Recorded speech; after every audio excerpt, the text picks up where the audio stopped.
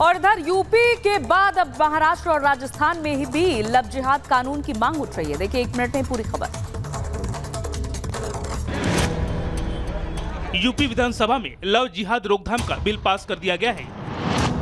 अब पूरे प्रदेश में धोखे से या बलपूर्वक कराए गए मंत्रांतरण के मामलों में कानून और सख्त होगा।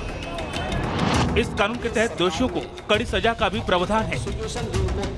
उत्तर प्रदेश में रहने वाली किसी महिला को अपने जाल में फंसाकर मंत्रांतरण कराकर उत्पीड़न की घटना यानी लव जिहाद की दोषियों को पहली बार उम्र कैद तक की सजा होगी। यूपी के बाद महाराष्ट्र और राजस्थान में भी लव जिहाद कानून की मांग उठी। और हम इसके पक्ष में हैं क्योंकि ये समाज के हित में है और हमारा हिंदू समाज सनातन धर्म कभी किसी को बांटने की तोड़ने की बात नहीं करता, लेकिन बाकी सब समाजों में जो हो रहा है वो हम देख रहे हैं कि कैसे किस मानसिकता के साथ में हमारे धर्म को, हमारी परंपराओं को खंडित करने का काम और हमारे बच्चियों को महिला को सुलाकर उनके जीवन को खत्म करने का काम किया जा रहा है। Bureau report, Republic Bharat.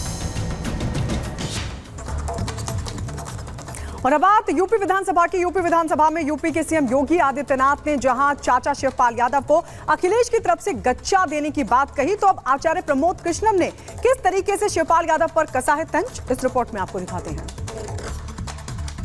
पहले तो सीएम योगी ने यूपी विधानसभा में चाचा शिवपाल पर चुटकी ली और भतीजे अखिलेश के गच्चा देने की बात कही कि आपने चाचा को गच्चा दे ही दिया। चाचा बेचारा हमेशा ही ऐसे ही मार खाता है, उनकी नियति ही ऐसी है क्योंकि भतीजा हमेशा भयभीत रहता है। अब आचार्य प्रमोद कृष्णम ने भी शिवपाल यादव को लेकर तंज किया। शिवपाल यादव जी के नाम में शिव है और जिनके नाम में शिव है उन्हें विष पान करना पड़ता है, जहर पीना पड़ता है। अभी उन्हें बहुत उम्मीदें थीं पार्टी से, अपनी पार्टी से, तो उनको फिर एक बार धोखा मिला है। तो अब जिनको इतना बड़ा धोखा मिला है वो कुछ तो कहेंगे। वहीं गच्चा देने की सियासत पर शिवपाल भी पीछे नहीं रहे और जब शिवपाल ने जवाब दिया तो सीएम योगी मुस्कुराते नजर आए। Bureau report, Republic Bharat.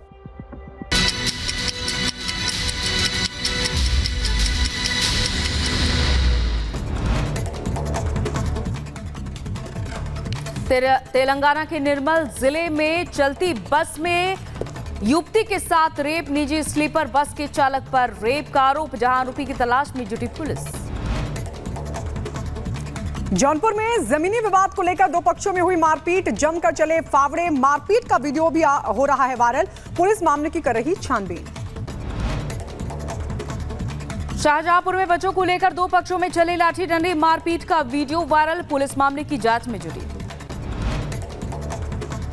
Jaunpur में एक बार फिर सरेआम गोली मारकर युवक की हत्या को दिया गया अंजाम। घर लौट रहे युवक पर बदमाशों ने ताबड़तोड़ फायरिंग की। बदमाशों ने पिता की हत्या के 3 महीने बाद बेटे को गोलियों से भूना।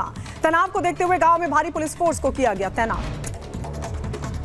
यूपी में एटा चेंबर में घुसकर 4 वकीलों से मारपीट, शोर सुनकर पहुंचे बाकी वकील, साथियों से बचाया। एक महिला आरोपी गिरफ्तार, बाकियों की तलाश जारी। उत्तर प्रदेश के सीतापुर में पेड़ से लटका मिला युवक का शव, प्रेम प्रसंग में युवक की हत्या की आशंका। बिना पोस्टमार्टम के ही पुलिस ने शव को दफना दिया। परिजनों ने पुलिस पर धमकाने का लगाया आरोप। तो बदायूं में कार लूट की घटना निकली फर्जी, लूटकांड की कहानी रचने वाले निकले ड्रग तस्कर, पुलिस ने 5 तस्करों को किया गिरफ्तार। जौनपुर में गहना लेकर फरार नौकर को पुलिस ने किया गिरफ्तार। जेवरात बेचने जाते वक्त पुलिस ने नौकर समेत 3 लोगों को धर दबोचा।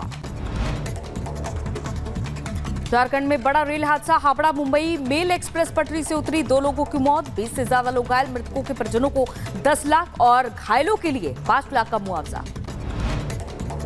उत्तर प्रदेश के मंत्री नंद गोपाल नंदी के बेटे बहू हादसे का हुए शिकार। आगरा लखनऊ एक्सप्रेसवे पर डिवाइडर से टकराई कार, बेटे बहू की हालत गंभीर, इलाज जारी।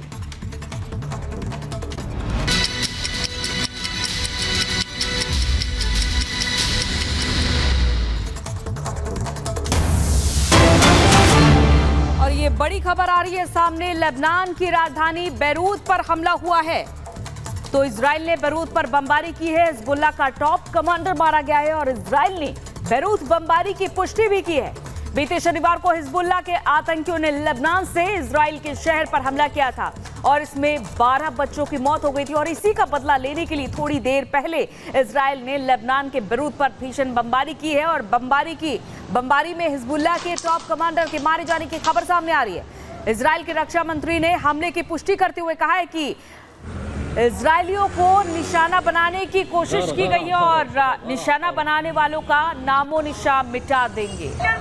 तस्वीरें सामने आई हैं लेबनान के बेरूत में हमले की और 2 तस्वीरें आपके सामने। हिजबुल्लाह का अटैक हुआ है, 12 बच्चों की मौत हो जाती है और इसका बदला लेने के लिए देखिए इजराइल ने पलटवार किया है और ये जानकारी मिल रही है कि हिजबुल्लाह के टॉप कमांडर को मार दिया गया है।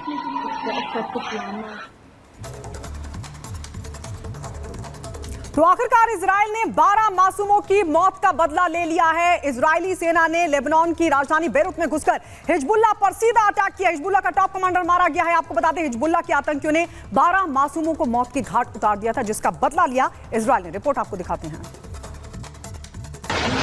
बीते शनिवार को हिजबुल्लाह के आतंकियों ने लेबनान से इजराइल के शहर पर हमला किया था, जिसमें 12 बच्चों की मौत हो गई थी। इसी का बदला लेने के लिए थोड़ी देर पहले इजराइल ने लेबनान के बेरूत पर भीषण बमबारी की। बमबारी में हिजबुल्लाह के टॉप कमांडर के मारे जाने की खबर है। इजराइल के रक्षा मंत्री ने हमले की पुष्टि करते हुए कहा कि मासूम इजरायलियों को निशाना बनाने वालों का नामो निशान मिटा देंगे। पिछले सप्ताह गोलन हाइट्स पर रॉकेट हमले में 12 बच्चों की मौत हो गई थी। इजराइल ने रॉकेट हमले के लिए आतंकी समूह हिजबुल्लाह को दोषी ठहराया था। हालांकि हिजबुल्लाह ने हमले में अपनी किसी भी भूमिका से इनकार किया है। लेबनान ने इजरायली हमले की निंदा की। लेबनान के विदेश मंत्री अब्दुल्ला हबीब ने कहा कि उनकी सरकार संयुक्त राष्ट्र में शिकायत दर्ज कराने के लिए तैयारी कर रही है। रूस ने भी बेरूत पर इजरायली हमले के अंतर्राष्ट्रीय कानून का उल्लंघन करार दिया है। इजरायली सेना ने कहा कि लेबनान की ओर से मंगलवार को फिर रॉकेट दागे गए, जिसमें इजरायली नागरिकों की मौत हुई। दूसरी ओर इजरायली सुरक्षा बल दक्षिणी गाजा की खान यूनिस की सप्ताह भर की घेराबंदी के बाद वापस आ गए।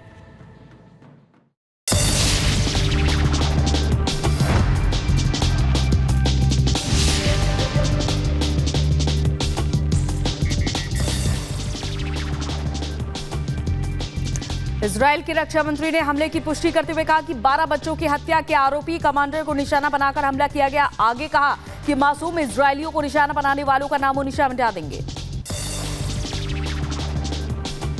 लेबनान सीमा पर तनावपूर्ण स्थिति के बीच उत्तरी इजराइल में धुएं का गुबार देखा गया। लेबनान से उत्तरी इजराइल में कई स्थानों पर 15 रॉकेट दागे गए। गाजा पट्टी में भूमि क्रॉसिंग को फिर से खोलने का संयुक्त राष्ट्र ने आह्वान किया और वहीं फिलिस्तीनी क्षेत्र में मानवीय तबाही को रोकने के लिए सहायता पहुंचाने पर प्रतिबंधों को हटाने की अपील भी की। वेनेजुएला में राष्ट्रपति मादुरो के खिलाफ इकट्ठा हुआ पूरा विपक्ष निकाली शांतिपूर्ण रैली। विपक्ष ने कहा कि हमारे पास चुनावी जीत का सबूत।